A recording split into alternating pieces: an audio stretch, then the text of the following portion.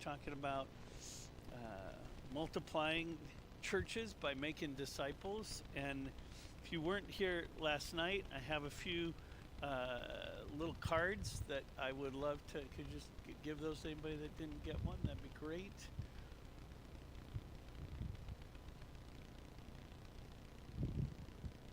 Did you get one of these? There you go. Yeah, okay. So we're going to talk a little bit more about making disciples, which is really foundational to multiplying anything. Sure are. Yep, plenty more. No, it's great.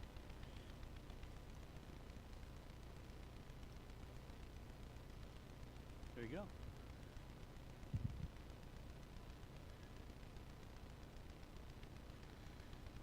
So last night we talked about how Jesus was sent on mission as a missionary by God, right? He was sent from heaven down to earth to really bring us salvation, to restore us to relationship with God. And it's interesting when Jesus reached the end of his ministry, he said, "I have finished the work that you gave me to do." And I love that reality that for Jesus the mission was accomplished. He saved through the cross, and then he went back to heaven. But you say, wait a minute, the mission isn't over, right? Because we're still involved and engaged in the mission. God is still on mission. And so as I look at Jesus' life, part of his mission was to die on the cross. Part of his mission was to actually make disciples who would go out and make disciples. So we have the privilege of joining him in that mission. So we have to embrace and seize the mission of Jesus. We have to first align our lives with his mission, and that's what we talked about last night. Knowing what the mission is and aligning our life with that mission. The second thing I want to talk about is really then living like missionaries. Living like those who are on mission. And we need to adopt some missional thinking and behaviors. And I believe that really shifts what we do. And we need to ask the question, what shifts do we need to make? What habits do we need to practice? So if you look on that little card underneath the yellow section at the top inside, you'll see these two questions. And in about an hour, probably when I wrap up, we're going to have some time for you just to have a conversation with the person next to you about those two questions, okay? But I think what we need is some transformation to take place. We need missional transformation. We need to transform and really experience the discovery that says, I have a responsibility as a disciple of Jesus to align my life with Jesus' mission. So that my passions, my desires, my behaviors, my habits are aligned with the missionary purpose of Jesus. I'd like to suggest to you that is not a minor change. For a lot of us, this is a major change. It is radical because we have to actually change our behavior. And I talked about this a little bit last night, how most Christians aren't actually involved in making disciples. I'd suggest to you that 80% of those who claim to be Christians are disciples of Jesus. They're actually trying to follow Jesus. But I think that only about 20% of those in our country that call themselves Christian are actually intent about making disciples. I'm going to count all the pastors and all the missionaries and all the Sunday school teachers and all the small group leaders, and maybe I'm being generous, but I think maybe 20%. It's not scientific, it's just Dave's guess. That's okay though, because I think, what if it's not that high? Yeah, that are actually making disciples. So this is a radical adjustment. And it means we need to realign our activities, which means we might need to stop doing some of the things that we've been doing in our churches and start doing other things that actually make disciples. I also think it requires relationship, right? In order to make disciples, Jesus spent lots of time with his disciples.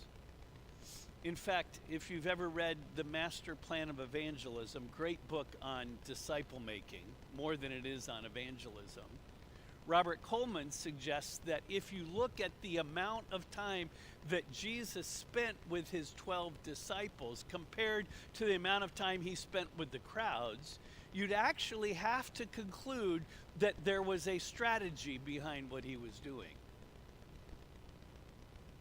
And yet a lot of us as ministers and pastors would prefer to spend time studying and teaching crowds. In fact, I was doing a training last week, and there are a couple school teachers in the room, and they were telling me, one of them was going on about how in her classroom they've reduced this number of students that she has down to 20, and how much more impact she can have as a teacher with a classroom of 20 than she could with a classroom of 30 or 40. And yet, what we as pastors want to do is we want a larger building. We want more people to come, which doesn't necessarily mean more impact or more disciples. So I would suggest to you it's relational before it's anything else. But I'd like to introduce some shifts maybe in our thinking, and then we'll move into some shifts in our behavior. Right? So what if we were to see our identity as we are missionaries? We are on mission with Jesus. Well, what does that mean? Well, I think the first shift in our thinking has to be, it's more about aligning our lives with Jesus' mission than it is an assignment that we can check off our list.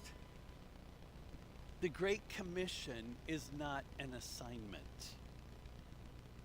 In fact, I tried to emphasize last night that it is the responsibility of every believer to make disciples, to baptize, and to teach to obey. It's not enough to train our disciples in our church that all they have to do is invite people to church on Sunday and they can check the box and say, I did my job. It's a way of life. It's being a missionary in your zip code. And David Garrison, who writes about church planting movements and has researched them around the world, he says this: when we act out of our own reasoning, rather than aligning ourselves with God's ways, we're like an obstinate goat that puts itself at cross purposes with the Master's will. If we want to be on mission with God, we must simply pause long enough to understand how God is on mission.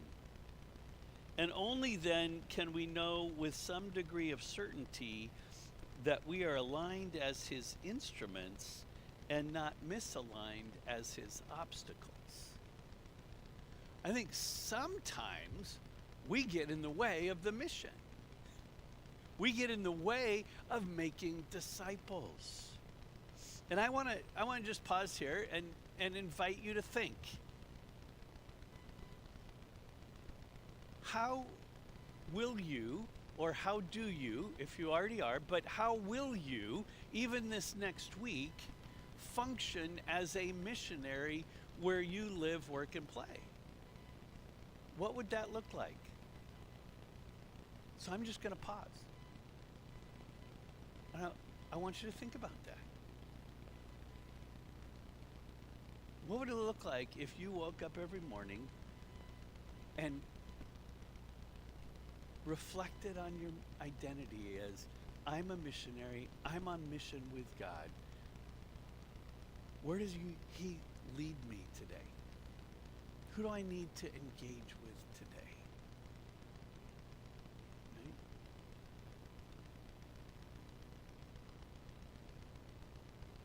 Next thought. We talked about this a little bit last night. Too often we look at evangelism in terms of the result is decisions, not disciples. And I think there's a big difference. Jesus' focus was on leading people to make disciples.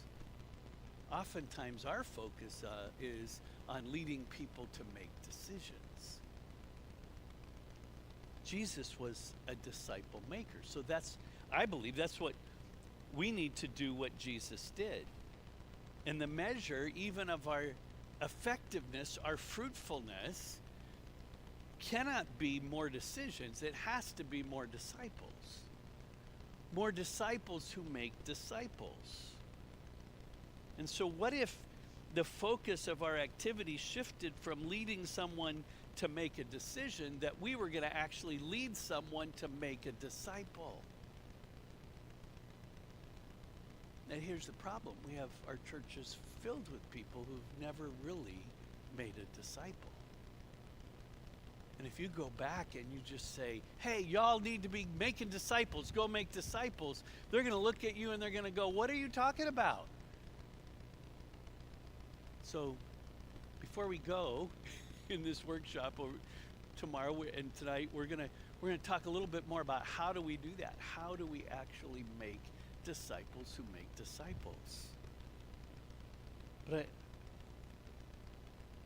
I want you to think about it. What if the measure of our fruitfulness was not simply conversions and baptisms, but it was the number of disciples that were making disciples? So stop and think about that. How will you focus on making disciple makers and not on making decisions? In fact, let's do this. Let's have you pair up in 2s and 3s. And I want you to talk about what would have to change if you were going to focus on disciple makers and not decisions. Can we do that for just a couple of minutes? Because I think this is a pretty significant shift in the way we function as a church. All right, so I'm gonna go ahead and go ahead, pair up, move if you need to sit closer to someone, so you can have a conversation about this question. How will you focus on making disciple makers and not on making decisions?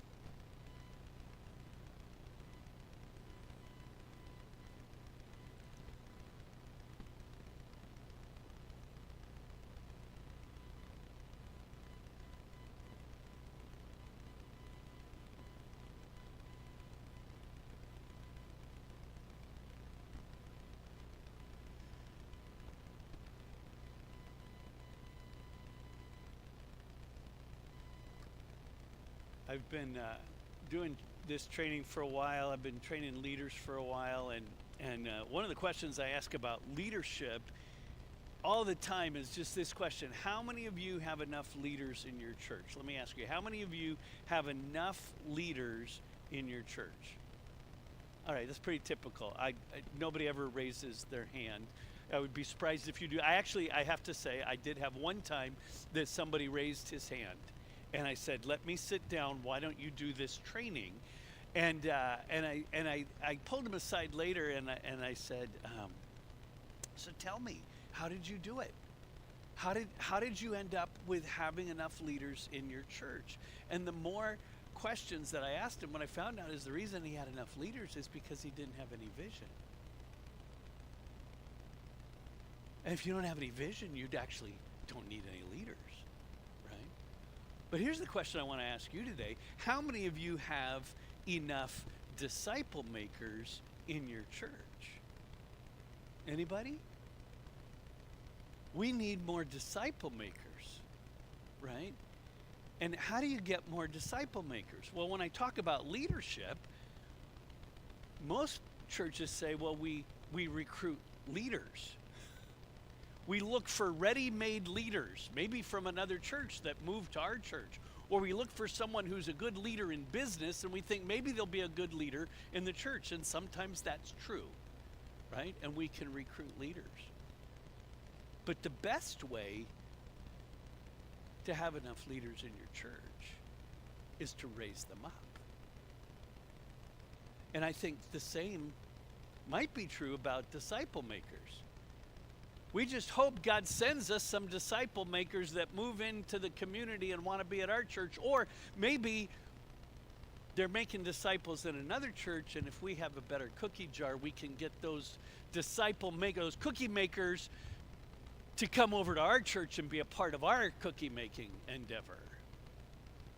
But I would suggest to you that there's some risk with that.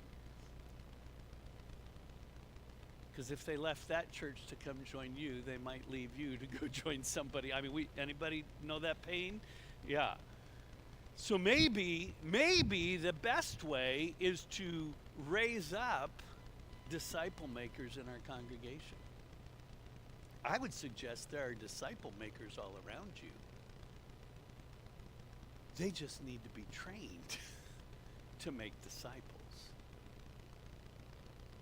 All right, another aspect of our thinking that I think needs to change. We need to shift our focus from doing church to being the church.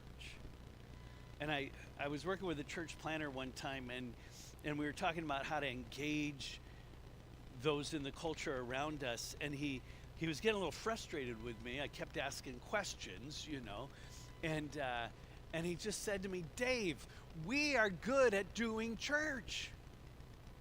And I thought, yes, we are. We are good church doers, right? But I don't know that we're so good at being the church, like 24/7, like between Sundays. I think too many Christians are good at doing church for an hour, hour and a half, don't know how long you preach, but on a Sunday, and then the rest of the week, well, I'm not thinking about church.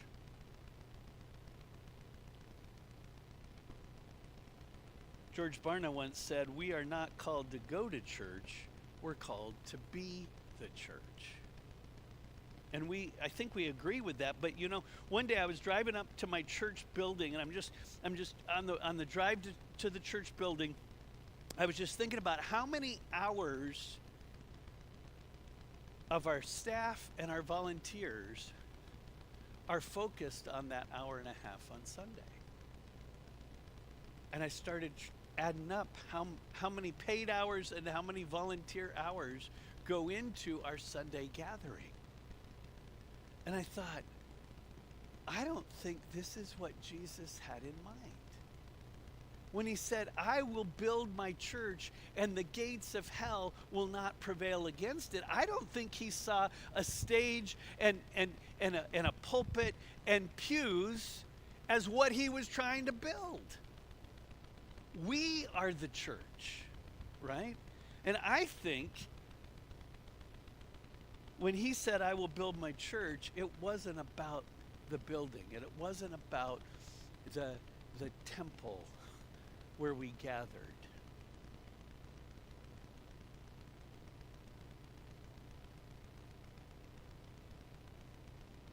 I think doing church is not why we exist. We exist to be the church. So, talk about that. How will you start being the church and not just doing church? What would that look like where you are? Yeah, let's take a minute and think about it. What might need to change? Go for it. Talk to someone next to you about it. Or if you didn't like the people you were talking to last time, feel free to move, okay? Talk to somebody else. That's fine.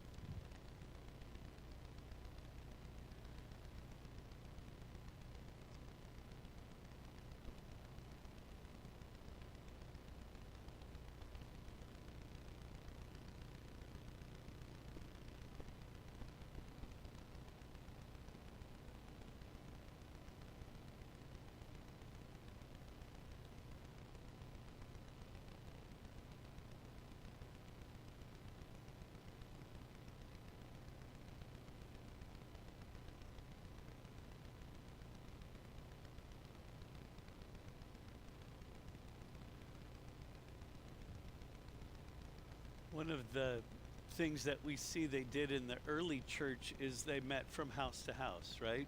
And they shared meals together, right? And I wonder if what if just one of the things we do as a church is we actually spend time together outside of Sunday, whether that's in a small group or a Bible study, or just maybe even we just commit every week we're going to have a meal with someone that's part of our church family. I mean, that might just be a simple step to start. And then the next step might be we invite someone that's not yet a follower of Jesus to join our meal that we share together.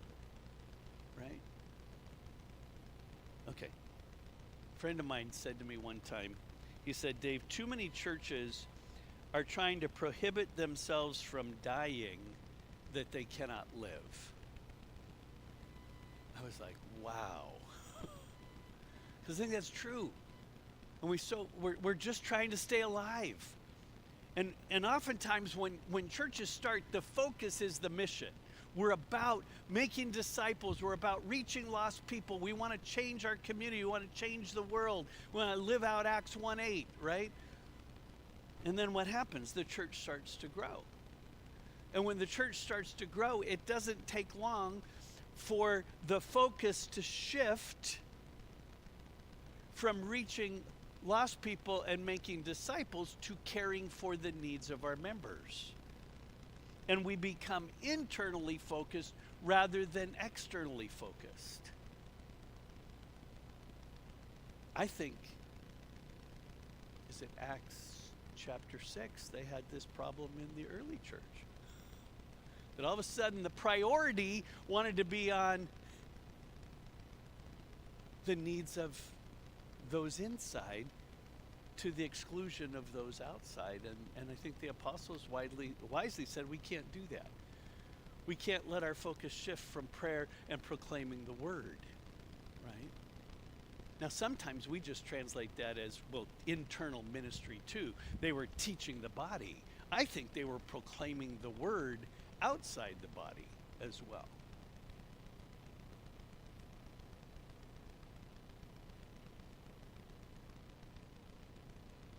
What if we stop serving just ourselves?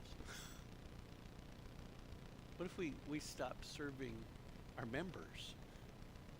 Now, I'm not saying don't serve your members. That's not what I mean. But maybe what I mean is only our members. I think we can get very insular, you know. And I read in the book Shaped by God's Heart this quote. It says, maintenance-minded churches tend to design most of their events for their members. Missional churches exist to reach those who are not yet part of the church. And so they design activities that connect them with people outside the church. So, talk about that. How can you stay focused on the mission and not just on the needs of church members? Yeah, what would need to shift in the way you do things? So I think it's so easy to fill our calendar with church activities for church members at the church. And I wonder, what if we were willing to consider reducing the expectations of people to be at church, and we actually freed them up to spend time with people not at church?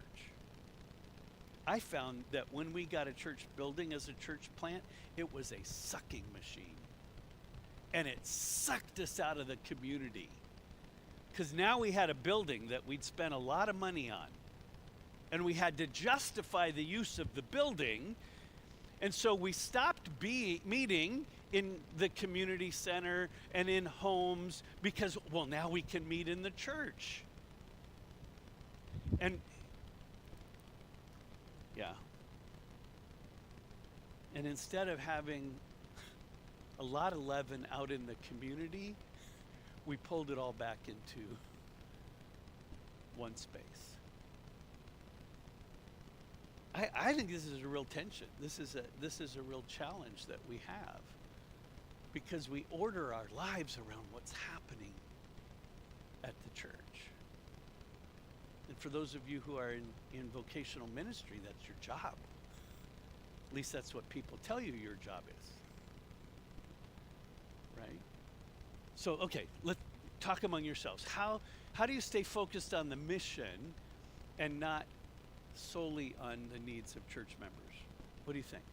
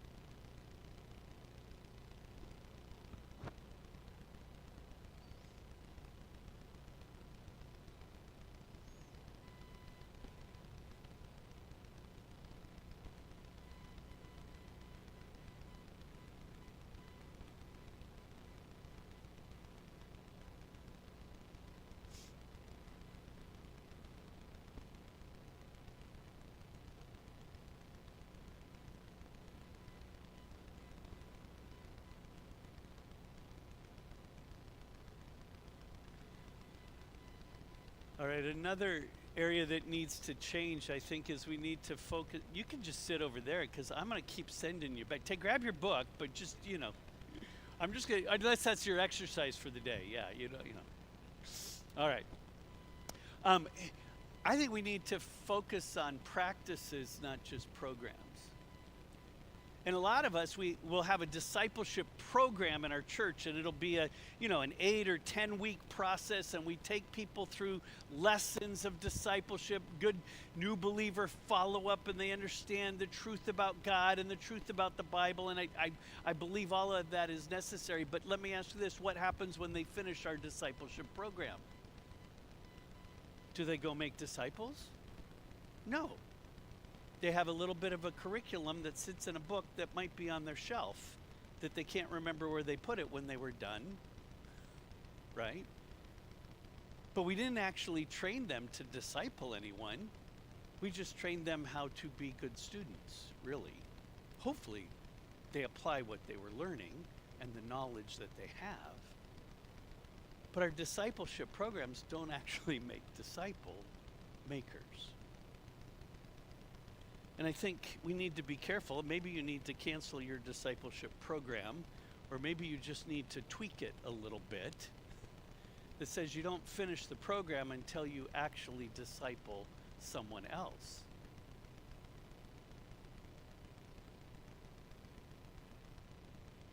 I don't think Jesus had a disciple-making program.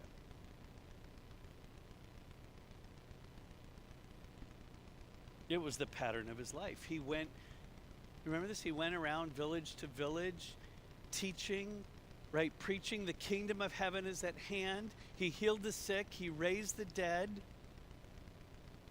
He invested, though, as he was going, in his disciples who were going with him. And then he sent them out to do what? What he had done. And he sent them to all the villages that he planned to go to next.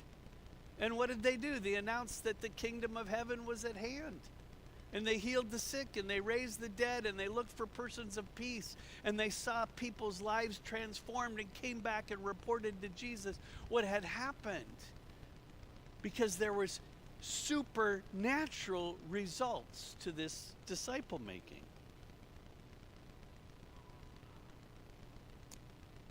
Rather than programs, I think we need practices, habits, way of doing life together that focuses on being Jesus to the people around us. So think about this one for a minute. What incarnational practices will you adopt to care for the people around you? Right? And then invite your disciple to go with you as you care for the last and the lost and the least. All right, talk about that one. What does it look like to be Jesus in your community? This one's a little hard. Because I don't have time. I'm at church all the time. Never mind. I'll stop.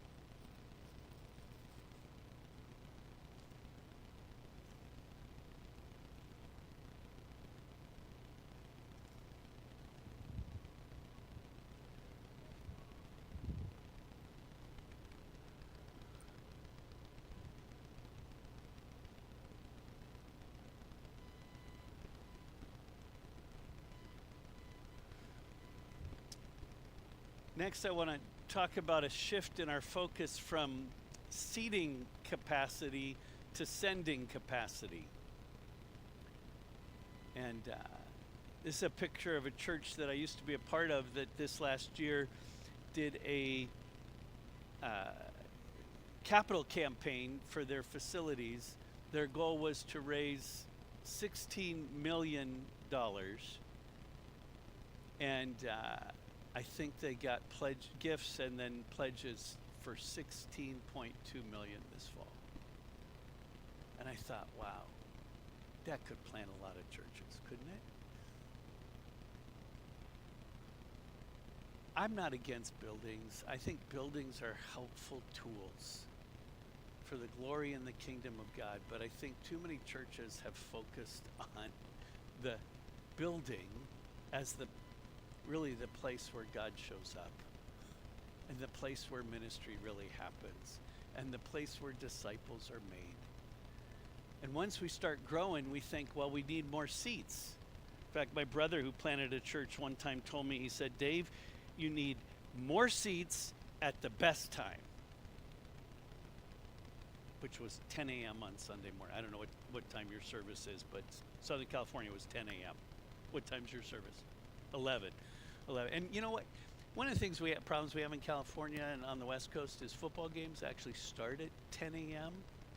Do you ever think about what you do about that problem? That's a challenge. Thankfully, there's VCRs, right? And people can record the game later. But anyway, that total aside. Okay, back to seating capacity. If your church is growing, you're going to have space issues. It's going to happen. But the solution might not be getting more space. The solution might be starting more churches, sending out more people. And I look at how did the early church deal with their space issues? Did they order more chairs?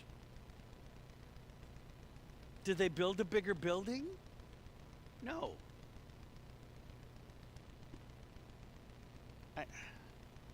I would say if your church has a space problem, maybe it's time to start another church. Or maybe it's time to just move into other places. It might even be more financially wise to rent another space somewhere than to invest in what it costs to build nowadays. And again, I'm not against the building. We need to gather and worship and celebrate and all of that. But I think the focus has to shift. If we're going to be about equipping disciple-making missionaries, then we send them out. And what if our church was known for our sending rather than our seating? So talk about that one a little bit. How will you focus on equipping your members to be sent as disciple-making missionaries? I heard one pastor say to his staff, he said, all of you need to go because you're now equipped. I'm going to send you out. Because he wanted to raise up and equip new staff. So he told his existing staff they needed to leave. I thought that was a pretty radical idea. And it was only a couple years later that he sensed God wanted him to leave and go do it again somewhere else. And I think sometimes, and there are people who need to stay. I'm not saying you should have left. 50 years is amazing, okay? But sometimes churches, all right, I'm getting off track here, but sometimes we get frustrated when people leave our church. And maybe it wouldn't be so frustrating when we leave if we actually trained them to be sent. And then, before they get around to getting frustrated to leave, they're actually ready to be sent. Or when they have an unexpected move to another place, we've already equipped them to be a missionary where they go. I get back to your name. You guys are missionary, which means everybody in the church is being raised up to be a missionary. Whether it's here or wherever you go next, you are a missionary sent by God. So, think about that. How are you equipping disciple making missionaries in your congregation? And if you haven't, when will you start? Okay, go. Talk about it.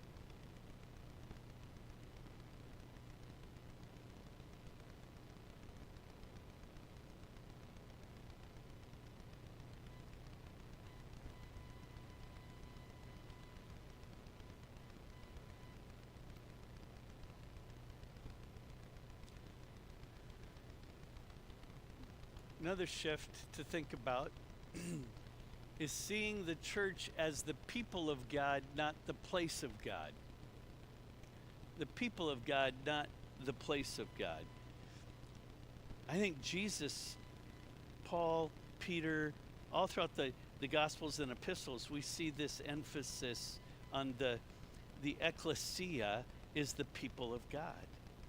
Peter says you're a chosen race, a royal priesthood, a holy nation, a people for God's own possession, that you may proclaim the excellencies of him who called you out of darkness, right, into his marvelous light. For once you were not a people, but now you are the people of God. You had not received mercy, but now you have received mercy. Church is not a destination. Say that to the person next to you. They need to hear it again.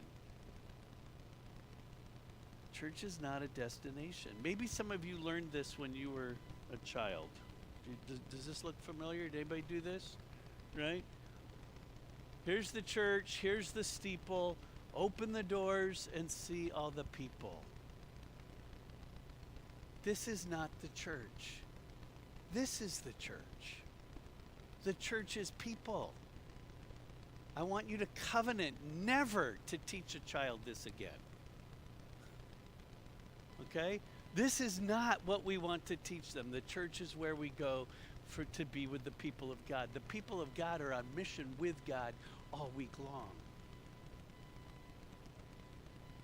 Pastor Jerry Cook tells about a conversation he had with Dr. Richard Halverson, who was the chaplain of the U.S. Senate in Washington, D.C., and a pastor there. And someone asked Dr. Halverson this question: where's your church? Maybe you've been asked that question before. How do you answer that? Here's what Dr. Halverson said. He said, well, it's 3 o'clock in Washington, D.C., and the church I pastor is all over the city. It's driving buses, serving meals in restaurants, having discussions in the Pentagon, and deliberating in Congress. He then added, periodically, we get together at a building on 4th Street, but we don't spend much time there. We're mostly in the city. So talk about that for a minute. How will you help others to understand that the church is not a destination? Maybe we have to change the way we refer to where we meet. I don't know if you've caught it, as I have tried to use the term church to refer to place, I try to put building with it. The church building. Yeah? There might be other ways that you could help people understand that it's an important place. It might even be a sacred space when we gather here with God in this space. But the church is the people of God on mission with God. So, yeah, that would be a start, right? Okay, talk about it among yourselves. How will you help others to understand the church is not a destination?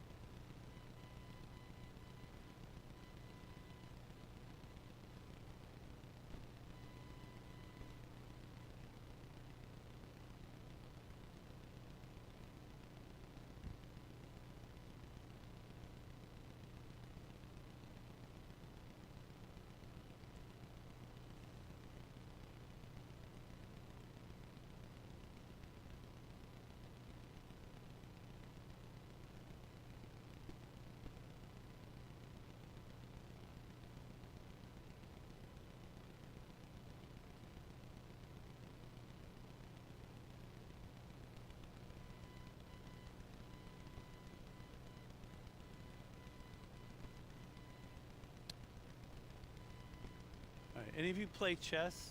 Anybody play chess? Familiar with chess? Know how to play chess? Anybody know what piece this is? This is the queen, right?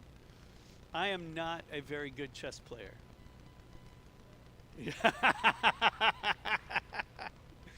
Here's one of my problems when I play chess. I am queen dependent. What that means is if you can capture my queen, you pretty much can defeat me, because I am dependent on the queen, because the queen can do everything, right? The queen can move this way, backwards and forwards and side to side and on an angle. And so someone told me one time, Dave, if you want to be a better chess player, just remove the queen. Surrender your queen at the beginning of the game. And that will force you to do what? It will force me to learn how to better use the players on the board, the pieces on the board, if you will. And then they said, once you've learned and you can win without the queen, then put the queen back and you'll be more effective as a chess player. And I thought, wow, that's great. And here's the reality.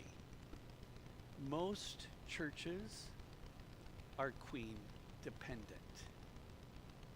And we are dependent on the Sunday morning worship gathering to accomplish all the 5 functions of the church, right? It's there where we fellowship together. It's there for discipleship and for ministry and for worship. And even for outreach, just invite your unsaved and we'll bring them down the aisle and get them saved, right? And so we have decided that we can accomplish the purpose of the church in an hour and a half on Sunday morning. And I wonder what would happen if you just removed the queen? What would happen to your church?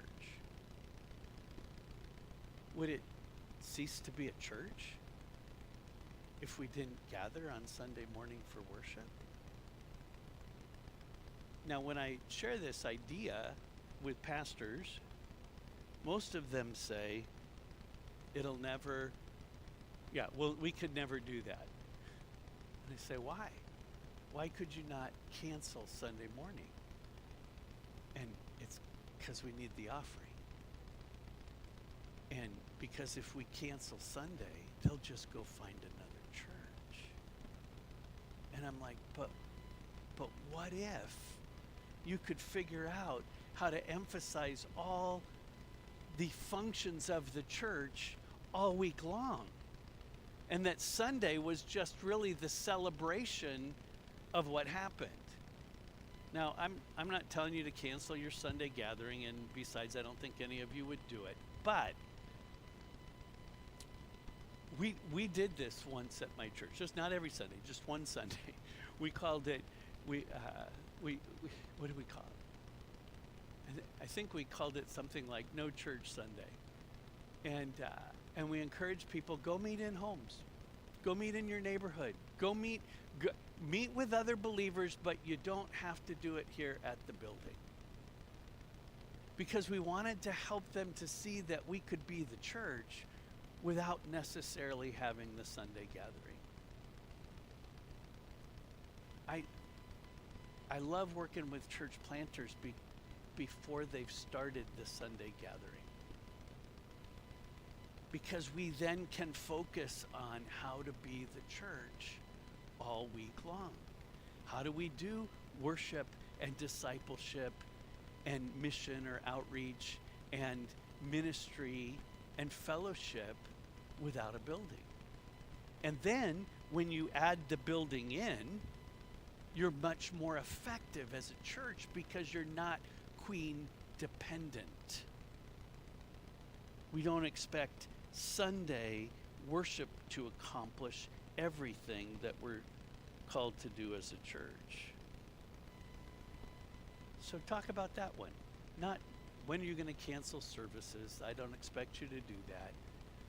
But how will you function as a church during the week and not only on Sunday? Okay? Go.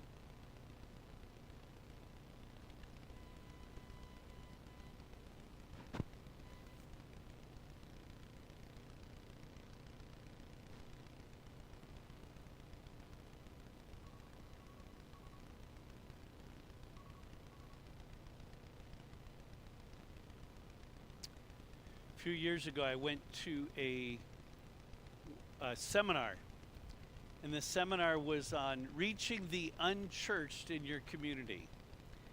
And I was all excited about going to the seminar, but what my takeaway from it is that my goal was to church them because they were unchurched, rather than to make disciples who make disciples, to disciple them. So I don't know. I'm not as excited about the word unchurched anymore. I think what I really want to see us do is focus on how we're going to make disciples all week long. I brought a few of these little beautiful chess pieces as a token of a reminder. If that metaphor works for you, come up and get one and take it with you. I've got about 10 of them there that you could have. I want to shift from talking about our thinking as missionaries and the way we view our mission and the way we view the church and the way we view disciples, to talk about then specific behaviors. And Chris, when do I get to land the plane? Okay, before noon. We'll be done in less than 20 minutes. Yeah. So I want to talk about missional values and behaviors.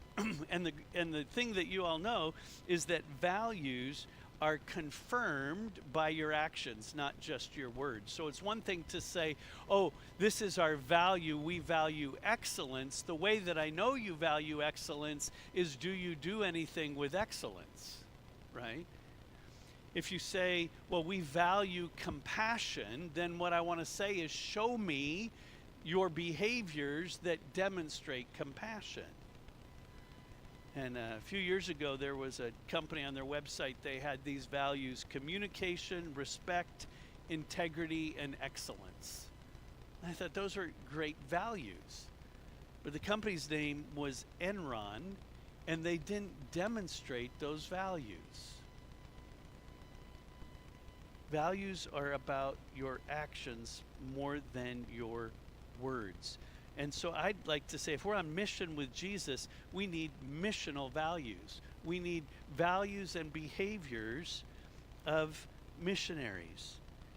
And really, your values are kind of the rules of the road, if you will. When someone comes to be a part of your church family, or when you're discipling someone, you should, it's the most natural thing of all for people to begin to adopt your values and your behaviors. And conflict in church often comes because there are differing expectations about values. And the mission of Jesus is often hindered because we aren't clear about our values. And if missional values are absent from our church, then it shouldn't surprise us when the mission is absent from our church. So I want you just to consider that there's a difference between preferences and practices, right? There are values that we practice, and there's values that we prefer. So just break up with the people around you for just a minute and discuss this. What would it look like if teamwork was a preference?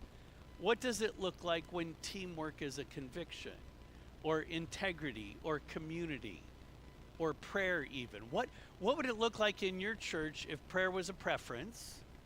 What does it look like if prayer is a practice? If we're actually practicing our dependency on Jesus. So go ahead and have a conversation with those around you about practices versus preferences. And choose any of those four.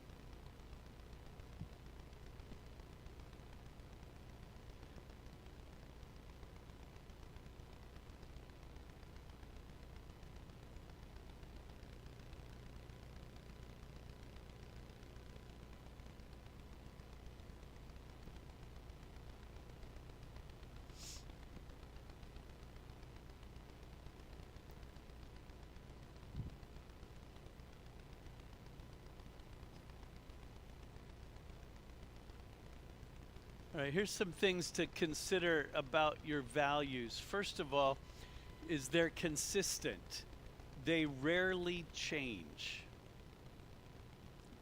They're things you're passionate about. They generate emotion, they generate energy. If this is your value, it's probably something that either makes you pound the table or might even make you cry. When you think about the value, when you think about why that matters, when you think about living that out, right? They're also biblical values. They need to be rooted in Scripture.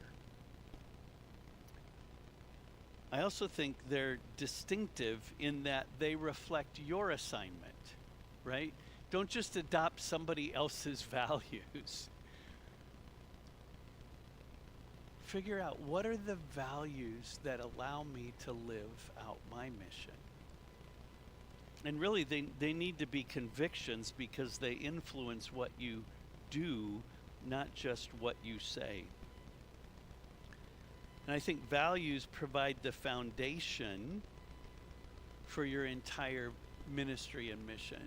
So you have to know your values. Excuse me. In a sense, they're the hills you've already died on. They're when the waves come, the challenges come in your ministry, they're what keep you on course.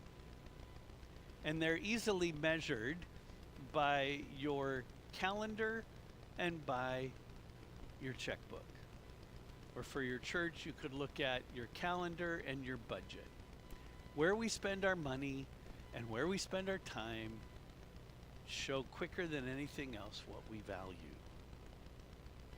Here's why values, I think, are really important, is they explain to others what you are doing. And they build agenda harmony, they help you maintain your missional focus, and they help you use your resources wisely. When someone comes to you with some idea of what they want the church to do or the church to be, your values become how you discern whether or not we're going to focus in that direction or not. Someone wants you to spend money on something that's not consistent with your values should lead you to say, no, we're not going to do that. If someone comes with an idea about how they would like the church to engage in something, whatever that is, your values should lead you to say yes or no. This is consistent with who we already are. So I've got two little exercises here before we go, and that one, the lines moved. Look at that, that's beautiful. Just picture it as a straight line between behaviors and values. I want you to open up your Bibles, if you will. Most of you have it on your phone if you don't have a copy of the scriptures with you. And in Acts chapter 2, we have this passage that helps us see the early church in action. And what I'm going to do is I'm just going to read through the passage, and as I do, I want you just to write down what are some of the behaviors that you see the early church doing. And then I'm going to pause for a little bit and let you write down what are the values that you see represented by those behaviors. Okay? So I'll start at verse 42. They devoted themselves to the apostles' teaching and to fellowship, to the breaking of bread and to prayer. And you can just kind of bullet list these in front of you or make a mental note, Larry. And everyone was filled with awe at the many wonders and signs performed by the apostles. And all the believers were together and had everything in common. And they sold property and possessions to give to anyone who had need. And every day they continued to meet together in the temple courts, and they broke bread in their homes and ate together with glad and sincere hearts, praising God and enjoying the favor of all the people.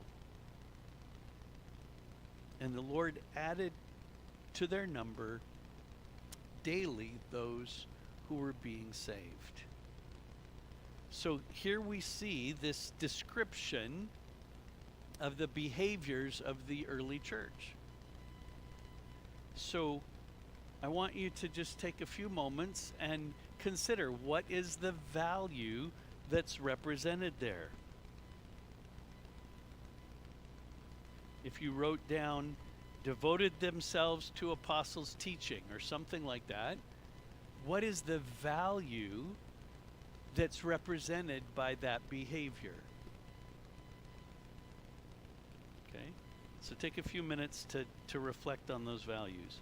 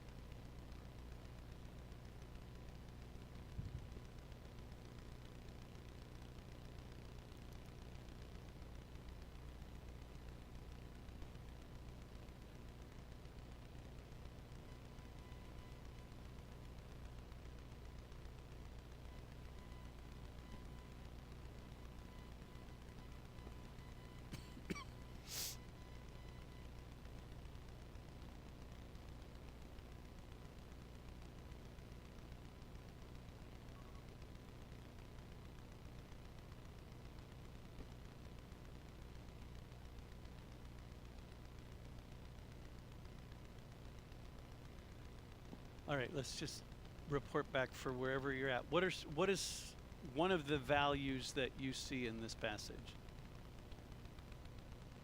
Do you have one? Okay. Devotion, okay. And how is that represented?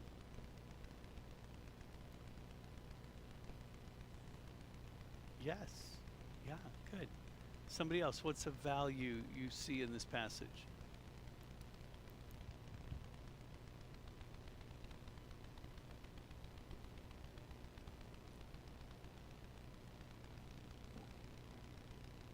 Ah, they value communicating with God, maybe cultivating intimacy with God, dependency on God, which is demonstrated by their behavior of praying, right? Yeah. They openness, yeah. Yeah. That's good. That's the value seen in the behavior, right? They valued obviously meeting needs or caring for one another, right? It said that they sold property and possessions to give to anyone who had need. So there must be a high value on meeting needs, right? Hmm. Yeah. Yeah, humility. Mm-hmm. Yeah. Wouldn't you want to be a part of a church that valued devotion and meeting needs and dependency on God and caring for one another and humility? What if that's how we described our church to each other and to people who are outside? Rather than when we worship, we have great worship and teaching and children's ministry on Sundays down at the corner of, 5th and, I don't know, it's Magnolia Street or just the name of the church? Huh? 48 down on King Road.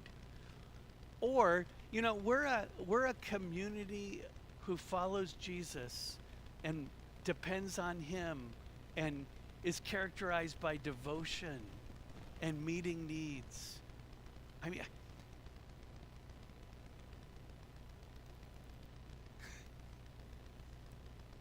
yeah.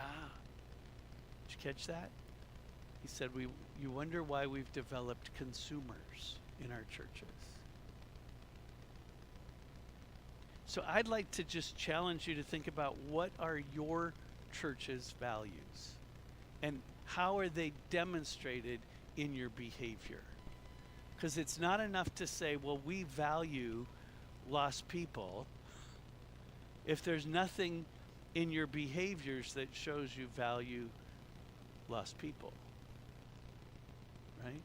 So we need to clarify our values, and obviously this slide didn't transfer very well as well. So this is my challenge to you, and we don't have enough time to finish this here, so this is your homework if you want to take it on. But my challenge would be, could you select, maybe you have a value statement for your church, maybe you don't, but what are the things that you believe as followers of Jesus we value? And then I'd like you to link them to behaviors. Let's say one of your values is, we value interdependency. Well, what does that look like? Sounds really good. What does it look like that we're interdependent? So we spend time depending on one another, right? We actually admit we need each other, and we look for ways to care for one another. So behavior-wise, we ask people, is there any needs that you have that I can meet? And when we have needs, we literally share the needs so that we can meet the need together as a body, rather than living in isolation and independence, right? If we say we value compassion, then what does that actually look like in our church? We bless others. We look for needs in our neighborhoods and we meet them. I had two guys knock on my door. They were standing there in their white shirts. And I was like, oh boy. You ever had people knock on your door in their white shirts and their little name tags? And they asked me this question. They said, yeah, we're just going around your neighborhood and we're just wondering if you have any needs that we could meet. And I'm thinking, if I did have any needs, I'm not going to let you meet them, right? Then they asked me this question. Are you aware of any needs that your neighbors have that we could meet? And I'm thinking, why don't I know what my neighbors' needs are? Why are they more concerned about meeting my neighbor's needs than I am? And no, I'm not going to tell you what my neighbor's needs are, because I think I should be meeting them. If I were a person that was actually valuing compassion, maybe I would pay attention to the needs of people around me a little more than I do, or a lot more than I do. I can't say I value compassion. I can't have this beautiful picture in Scripture of the Good Samaritan getting off of his donkey when I'm sitting on my donkey all day long, right? Values match our behaviors, and I would challenge you that we need to cultivate some values that actually embrace missional living. I'm out of time, so we don't have time for one more conversation. So maybe over lunch would be a great time to take that little card I gave you and have a conversation. What ways are you embracing missional living, and where do your thinking on our habits need to change? Let me pray for you. Lord, thank you. Thanks for this time. Thanks for calling us to be missionaries. Lord, help us to live out the mission. Help us to live like sent ones. Help us to value what you value. Help us to understand the church the way you designed it to function. Help us to be about your mission, making disciples who make disciples who make disciples. In Jesus' name.